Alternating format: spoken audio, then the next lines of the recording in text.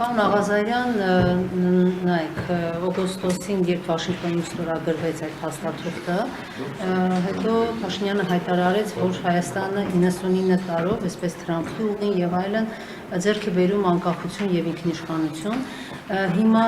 երբ այսպես Ամերիկան ըստ էության Իրանի դեմ այնինչ նախատեսել էր չհաջողվեց, դուք այդ ճանապարհի կառուցումը որքանով եք իրատեսական համարում Իրանի կողմից խնդիրներ կլինեն, չնայած այն ժամանակ էլ անդադ ասում էին, որ չենք հանդուրժի երրորդ ոչ տարածաշրջանային երկրի ներկայությունը, ինչպես եք այս ճանապարհի ճակատագիրը պատկերացնում։ Նախ ես վստահ եմ, որ Իրանի երեսական ժողովուրդը, մեծ եղբայրական ժողովուրդը կդիմակայի ամերիկա-իսրայելական, անմարսկային, բարբարոսական քայլերին, դա մի կողմ։ Երկրորդը, ենթադրենք, թե Աստվածաշնչի չդիմակայի եւ Իսրայելը հասնի իր նպատակին։ Իսրայելի բուն նպատակը Իրանի Իսլամական Հանրապետությունը մասնատելն է։ Այսինքն, եթե Իրանի Իսլամական Հանրապետությունը մասնատվում է, մենք գիտենք ինչ միավորներ են առաջանում, հետևում չկա Տրամփի ուղի, իմաստը չկա։ Իսկ իմ ցանկությունը, որ կայանա, իմ համոզմունքս, որ կայանա, եւ Իրանի Իսլամական ժողովուրդը դիմակայի այդ բարբարոսական միջամտությանը, ապա այդ դեպքում նույնպես դա արդեն բանը կդառնա ոչ արդիական։ Հետևաբար, այդ 99 տարվա խաղաղությունը փաստորեն փշրվեց մի քանի օրերի ընթացքում։ Դրա համար, երբ որ այդ Թրամփի ուղի նախագիծը երբ որ շրջանառության մեջ դրվեց, այնտեղ կար մի հատ վտանգավոր կետ։ Եթե այդ կետը այդպեսին չլիներ, ապա մենք հանգիստ կարող ենք խոսել եւ Իրանի Իսլամական Հանրապետության ղեկավարության հետ, եւ նաեւ Ռուսաստանի հետ, եւ նաեւ ուրիշ պետությունների հետ ցույց տալու համար, որ դա մեր պետության շահերից է բխում, որ կետի մասին է խոսքը։ Կա կետ, որ կողմերը կարող են իրենց մասնաբաժինը տրամադրել, վաճառելու, տարել, չգիտեմ ինչ անել երրորդ կողմի։ Սա անթույլատրելի կետ է, որովհետեւ եւ Իրանի Իսլամական Հանրապետությունը, եւ Ռուսաստանը, եւ Վրաստանը, եւ Մոզամբիկը գիտեն թե երրորդ կողմը որն է։ Այո, հետևաբար դա անընդունելի է Ադրբեջան կամ Թուրքիա, բնականաբար, մեծ խիլ չի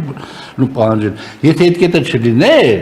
այսինքն արգելվեր, որ կողմերը երրորդ կողմի կարողանան վաճառել, դեպքում մենք հանգիստ կարող ենք եւ Ռուսաստանի հետ խոսել, եւ Իրանի Իսլամական Հանրապետության հետ խոսել, եւ ցանկացած մեկի հետ խոսել, ասում դա մեր տնտեսական շահից բխող առաջարկությունն է եւ մեր որևէ երրորդ կողմ չի կարող լինի։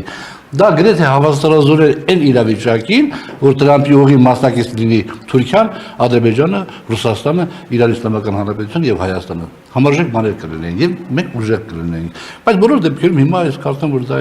այդ հարցը արդեն երևի թե օրակարգում չկա։ Գևորգ Պապյանը ասում էր, եթե մենք չլինենք, թրիփ չի լինի։ Հիմա ինչ կլինի։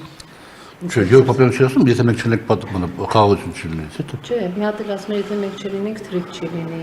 Մենք չլինենք, ինչ-որ բաներ չեն լինի։ Դա շատ սխալմոտեցում է, դա վարչապետից սկսեց փաստորեն, որտեղ վարչապետը ասաց, որ եթե ինքը չվերընտրվի, ապա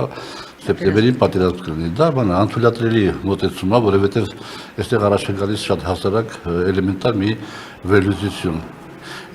Օրինակ, վարչապետի մասին խոսենք, որ տարածվում է նաև Գևորգ Պապյանի վրա, էլի։ Ասում է, եթե ես չեմ վերընտրվեմ, ապա պատերազմ կլինի։ Պատերազմը բնականաբար մենք գիտենք հրահարողը որ պետք է լինի։ Ադրբեջանը ինչի պիտի պատերազմի, ինչի բերի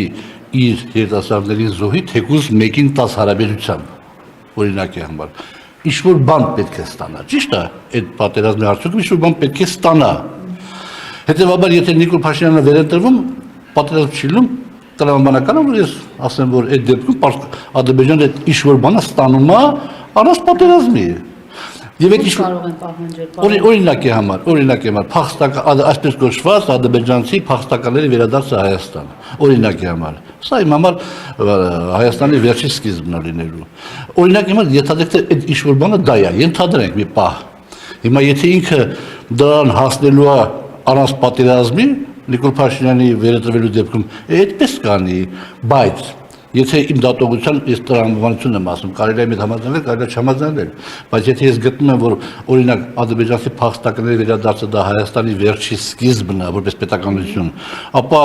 Նիկոլ Փաշինյանի դեպքում մենք ոտք ենք դնում Հայաստանի վերջի սկզբի առաջի քայլն ենք անում,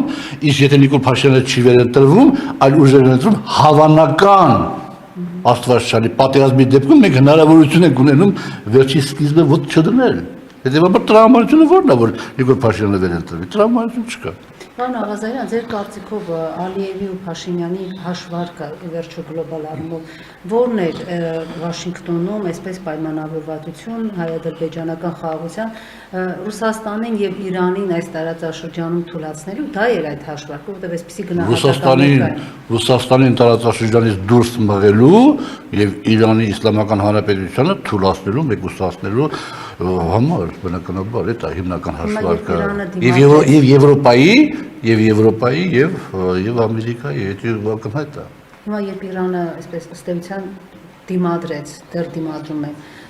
ինչ կարող ենք ասել, որ նրանք այլևս այս տարածաշրջանում Իրանի Իսլամական Հանրապետությունը հերթական անգամ հայ ժողովրդին օգնեց չունենալ տարածքային լուրջ կորուստներ նաև Զանգեզուրի, այսպես կոչված Միջազգի տեսքով կամ Զանգեզուրի ինչ-որ հատվածի տեսքով, փաստորեն մենք հիմա գտնվում ենք այդ իրավիճակում եւ ես կարծում եմ, որ դրա համար մենք պետք է աղոթենք բոլոր աստվածներին, որ հերոսական ժողովուրդը դիմակայի, ինչպես ասացի, այդ բարբարոսությանը, անմարդկային բարբարոսությանը։ Պարոն Աղազարյան, ինչպես է գնահատում նախընտրական իրավիճակը, օրինակ վարչապետը անընդհատ ինչ-որ հոլովակներով վիրավորում է իր մրցակիցներին, այսօր նաև բոմժ ասաց, որ մինչև տարվա վերջ միլիարդատեր Սամվել Կարապետյանին բոմժ կդարձնի, անգրագետ է ձեր կանխատեսում։ Պարոն վարչապետը շատ բարերի իմաստ լավ չի պատկերացնում։ Կարելի է միլիարդատեր լինել, բոմժ լինել, կարելի է ոչ մի կոպեկ չունենալ եւ շատ ուժեղ մարդ լինել։ Այսինքն այդ տերմինների բանն էլ ինքը մի քիչ խառնում է իրար։ Հիմա ինքը այդ գնահատականները այդպիսի արտահայտություն ինչի անում, դա բնականաբար այն մարդու արտահայտությունը չի, որ վստահ է, որ 2/3 ձայն պետք է հավաքի, հետեւաբար ինչ-որ իմաստով խոչապային տրամադրություններ է, ես երեկ էլ ազգային ժողովում այդ հայտնի չարաբաստիկ օրենքը, որ ընդունվեց, օրենքի բովանդակության իսկ կողմ է ընտրվում, բայց որ 2 ամիս առաջ ընտրություններից դա անթույլատրելի է։ Այդ օրենքը, որ ընդունվեց, ես ելույթ ունեցա եւ ասացի հետեւյալը, որ այսօր ընդդիմության առաջատար ուժը մեր ձևովն է, բայց մեր ձևով շարժումը կամ իր շուրջ հավաքված մեր ձևով շուրջ հավաքված ուժը ճիշտ ճանապարհով չի գնում։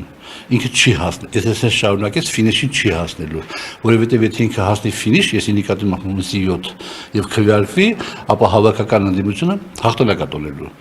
Իսկ եթե մեծ էզով շարունակես, ինքը ֆինիշին չի հասնելու։ Հետեւաբար մենք ասեմ 2 ամիսա, 3 ամիսա առաջարկություն է կարելի հստակ առաջարկություն, որը գրեթե ապահովում է մեր ձևով շարժման իշխանության գալը։ Եվ եթե մեր ձևով շարժում, ես շանտաժ չեմ անում, էլի, կներեք, մենք փոքր ուժ ենք, եւ հետեւաբար մեր բանը խոսակցական պիտի մի քիչ ուրիշ լինի, որ վերջը տեղ հասնի իրանց այդ երիտասարդ անփորձ ուղեղների մեջ մտնի։ Հետեւաբար եթե իրանք մեր առաջարկությունը չընդունեցին եւ ավելի մեծ, մի քանի անգամ մեծ հավանականությամբ չեկան իշխանության, ապա այդտեղ մի հարցեր կար առաջանալ, թե ինչու չեն ընդունում այդ հստակ ճանապարհը։ Իսկ այլ ուժերի հետ ձեր կուսակցությունը ունի քննարկումներ դաշինքով։ Հա, մենք քննարկում ունենք, այո, մենք քննարկում ունենք, հիմա հարմար չեմ գտնում ասեմ, բայց առաջիկայում արդեն բաց կլինի։ Եթե չեղավ էլ որ դաշինք լինենք, ապա մենք մենակ ենք գնալու, ընդ որում առաջարկելով ասեմ, որ եթե այդ միասնական ճակատ գաղափարը եթե ընդունելի դառնա ընդդիմադիր ուժերի կողմից եւ ճակատի մեջ գտնվող որևէ ուժ պարոն Ասլյանի եւ իր նկատմամբ կասկած ունենա, որ մենք Նիկոլ Փաշինյանի պրոյեկտն ենք, ապա մենք այդ դեպքում կարող ենք չմասնակցել։ Շնորհակալ եմ։